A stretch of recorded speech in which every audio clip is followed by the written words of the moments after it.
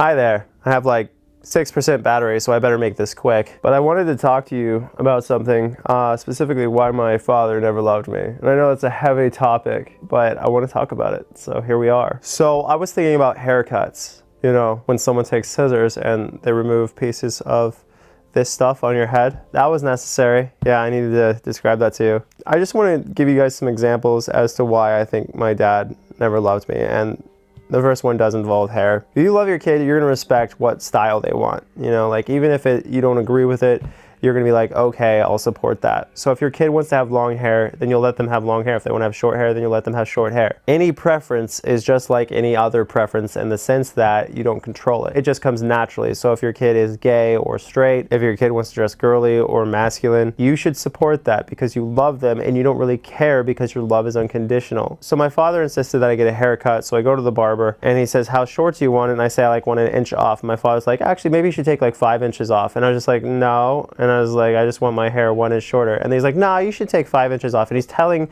the barber to ignore my will as if he owns me like property to cut it way shorter. So I was very upset by this. It was very clear that he didn't care what I wanted. He didn't care about my actual personality, who I was. Reality is, it was all about him. He wanted me to look like him. He wanted me to be a clone of him. And that reality was clear the more I got to know the guy. Hold on, I'm actually gonna switch out the battery real quick. Now let me give you a baseline for who my father is. He's super religious. He once said, God's gonna get you, Greg, to me. He was a pastor for a while, then he abandoned his own church for a bigger church, even though there were like 13 people at his other church, and that was fine. His explanation for it was, God isn't here, Greg, even though I'm pretty sure, according to his own words, God is everywhere, so that's impossible. And what was really going on is he wanted to be with all the cool kids at the other church, and so that's why he just turned his back on all these people who had dedicated themselves to him and his church for like 10 years. It was crazy how he could just straight up leave all those people. But once again, he was only thinking of himself. So let's talk about the time that he called the cops on me. I was at the dinner table and I didn't want to eat food. I wanted to go up to my room and just be left alone. And he demanded that I eat food. And I was like, no, I'm not gonna eat food. I'm gonna go up to my room alone. So he said, Debbie, call the cops. Debbie is his wife's name. And I was like, are you serious? You're gonna call the cops on your own kid for not wanting to eat dinner? I wasn't screaming or anything. I was literally just crossing my arms being a pouty little teenager. You know how teenagers are when they don't want to eat a meal that you're trying to force feed them. So they call the cops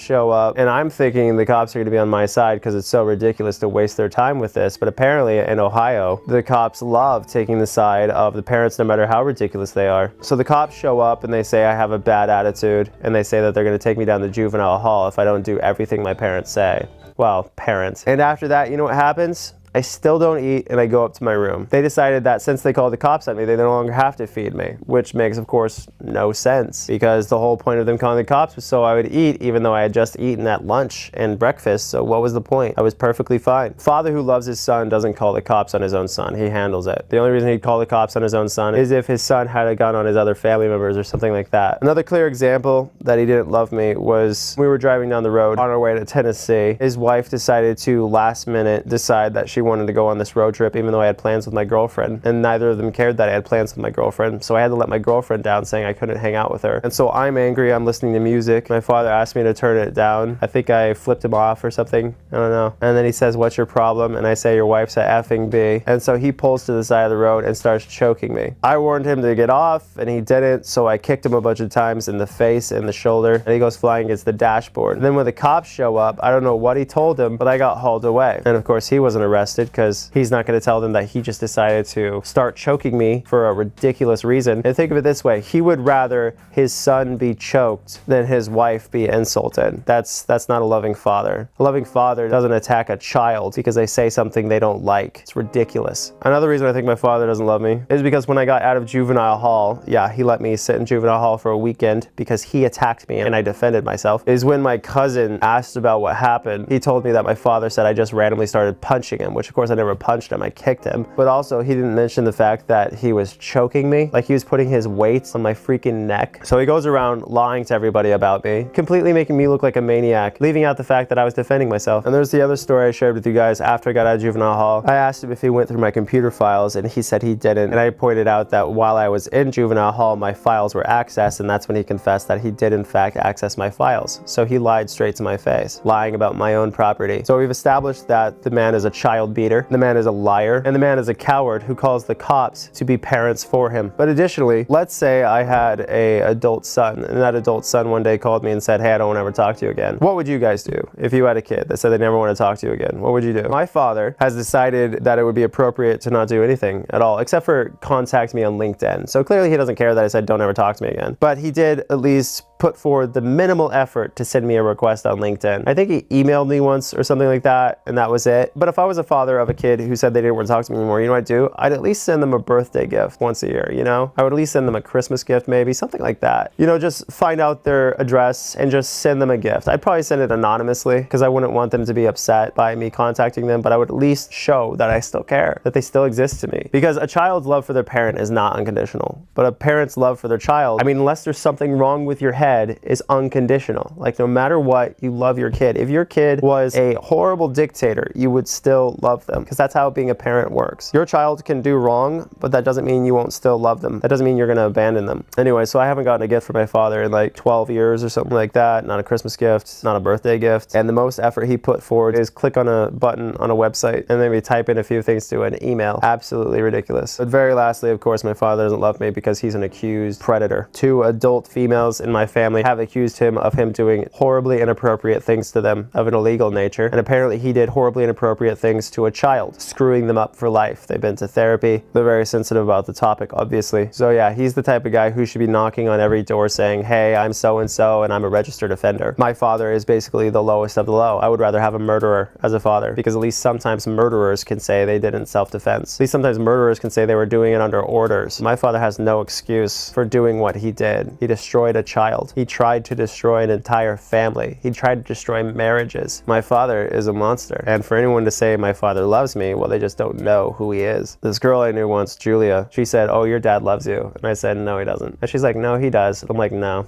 He really doesn't, because the man has no idea what love is. He thinks love is taking someone to the arcade. He doesn't realize that love, it's having someone's back. It's accepting when they're mad at you and not physically attacking them when they're mad at you. So yeah, I think a guy who violates kids is worse than a murderer. And I think a guy who would try to destroy the lives of children, destroy the lives of adults, also he could get off, that's just vile. Anyway, I hope you guys enjoyed this story time. Shout out to my mom, who raised 3 kids pretty much by herself. Say what you like about her, but she's a really strong human being. And I have a lot of respect for her leaving that relationship when she realized that he was a monster. Now, assuming you're a good person, you just keep being you. Bye, guys.